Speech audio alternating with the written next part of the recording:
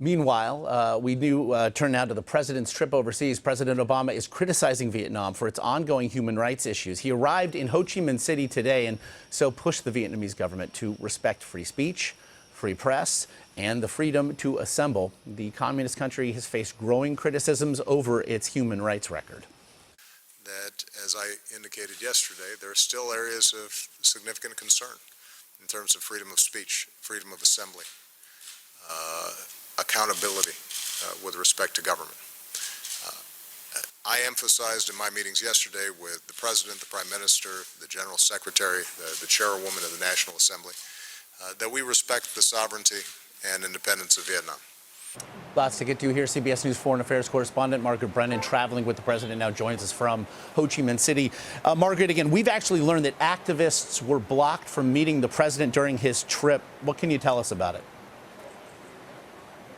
Yes, those deep disagreements that the president talked about were really laid bare today when he publicly complained to reporters that a small group of activists, 3 in total that we know about, were blocked from attending a private meeting with him.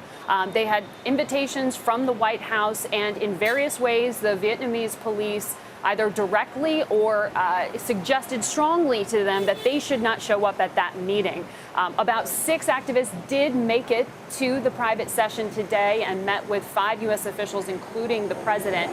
So since that time, because those activists have made their stories public, we now know who was blocked, and we also know that the White House is pledging that they will personally follow up to make sure that none of those activists are jailed now that President Obama has left Hanoi, where they were supposed to meet earlier today. Now, Margaret, this comes immediately on the heels of President Obama announcing a historic lifting of a decades-old arms ban just yesterday. How then, considering Vietnam's rough human rights record, how to justify that move?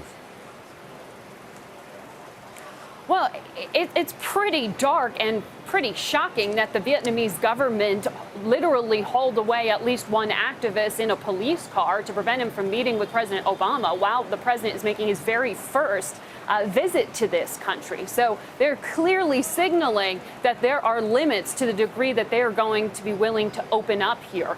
They are more than willing to open up economically, but clearly on these issues of freedom of speech and assembly, they are not moving at the speed that the White House would like them to. And that's why President Obama was so sharply criticized yesterday for lifting that arms embargo before they had any real direct human rights pledges from the Vietnamese government. It's not clear what the White House got in terms of the trade and what they gave up in terms of leverage, some would say. Now, one of the president's deputy security advisors just answered questions from the press and said, look, the White House thinks they can get more done to open up Vietnam when it comes to civil rights by continuing to trade and continue to deal with them as equals than if they cut off relations. And really, Josh, this sounded a lot like what we heard when the president went to Cuba. Very similar story, saying, look, we can't have a quid pro quo here and just pressure them into respecting civil rights.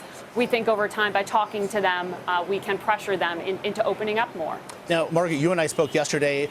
Obviously, there may have been an element of saber rattling with regard to China as well in lifting this arms ban in Vietnam. China fired back yesterday, saying that the U.S. should not spark a fire in Asia. Very quickly, what to make of the optics then of tensions with China?